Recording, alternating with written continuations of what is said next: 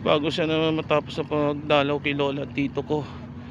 Pwede na mamasyal na kayong tatlo, pati si Dylan.